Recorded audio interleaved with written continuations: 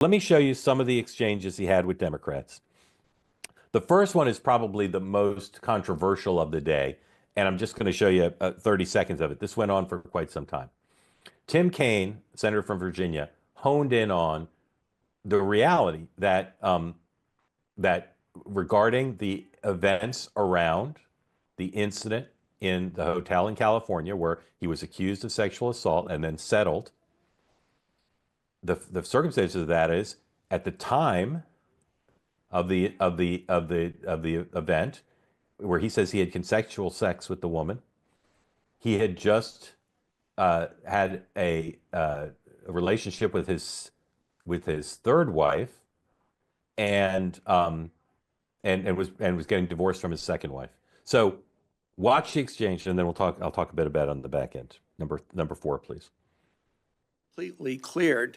Can you so casually cheat on a second wife and cheat on the mother of a child that had been born 2 months before, and you tell us you are completely cleared? Senator, how is that a complete clear?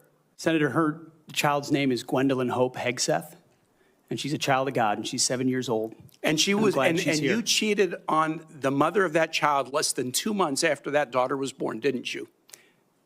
Those were false charges. Well, it was fully investigated, and I was completely cleared. And he never engaged on the essence of what Kaine was talking about.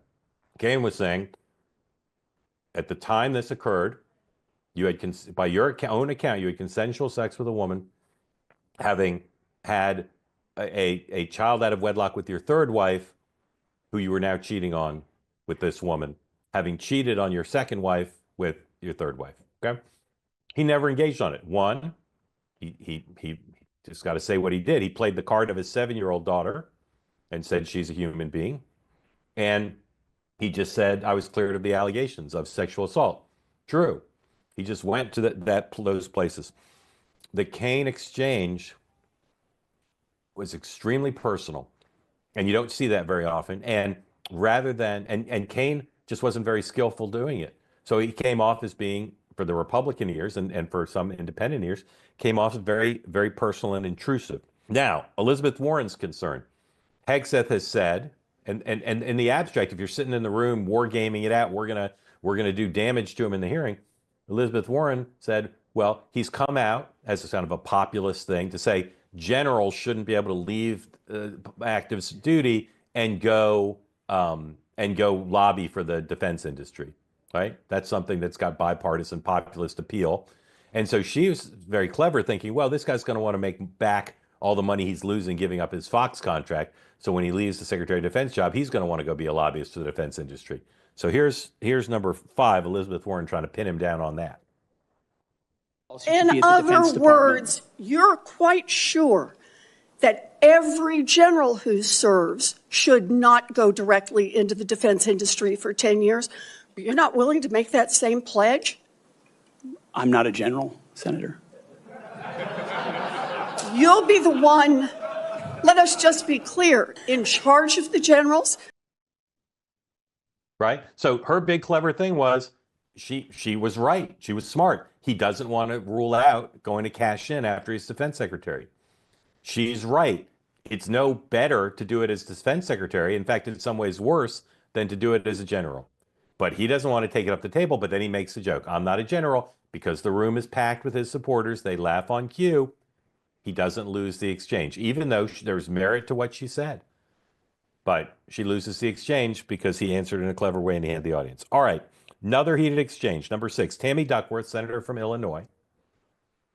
And you'll see her very aggressively questioning him, but he stays calm and she kind of loses her cool. And again, this is just hearings 101, trying to rattle the witness and getting rattled yourself is usually not a winning formula. Number 6, please. Have you led an audit of any organization? Yes or no? I don't want a long answer. Yes or no? Have you led an audit of any organization of which you were in charge? Senator, in both of the organizations I ran, we were always completely fiscally responsible. Yes or no? Did you lead an audit? And the way yes or no? Did you lead an audit? Yes or no? What are you afraid of? You can't answer this question. Yes or no? Did you lead an audit? Do you not know this answer? Senator, every Yes or part no? of my leadership Yes of these or no? organizations Yes has or no? been Did you lead an audit? misrepresented I will from take top that to as a no. bottom. What were the findings? So there were no findings because you've never led an audit. What guidance did you give the auditors? None, because you've never led an audit. Nobody expects you to be an accountant, Mr. Hegseth. What we expect is for you to understand the complexity of this Pentagon budget process that is absolutely necessary to outfit our warfighters. Okay, so no Republican senator is going to say, I'm going to vote against Hegseth because of that. In fact, just the opposite. And another thing he did that's from Witness 101 is they have limited time.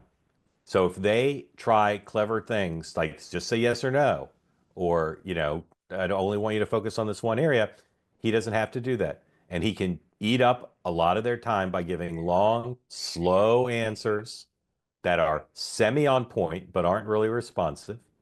And they can either interrupt him or they can sit there and let him chew up a lot of their time. Again, he was very well prepared, didn't get rattled, didn't filibuster so obviously that they could call him on it. And they're just desperate watching the clock thinking, I gotta interrupt him. All right, one more, which is Mark Kelly of Arizona, number 7, please. You say you've had personal issues in your past, yet when asked about those very issues, you blame an anonymous smear campaign, even when many of these claims are not anonymous. Which is it? Have you overcome personal issues, or are you the target of a smear campaign? It can't be both. It's clear to me that you're not being honest with us or the American people because you know the truth would disqualify you from getting the job. And just as concerning as each of these specific disqualifying accusations are, what concerns me just as much is the idea of having a Secretary of Defense who is not transparent. Thank you, Mr. Chairman. I yield back my. So again, the Democrats sitting around said correctly, just as Elizabeth Warren was correct. Sometimes, in face of some of these allegations, he says this is a negative smear campaign, anonymous smear campaign. And sometimes he says, I turned my life around with the help of Jesus Christ, my Lord and Savior, and my wife. Okay? It can be both because he'll use both situationally, depending on which he needs. And Mark Kelly went through a bunch of accusations. I think another senator did too. You were drunk at this party. You did this. You did that. Do you deny it? And he would say that was a false. That was a false smear or a negative smear. I forget what he said. It's very Clinton-esque. You don't deny it because maybe someone comes forward with compelling evidence. You just say it was a smear because in some ways, even if it's true, it's a smear. He did great.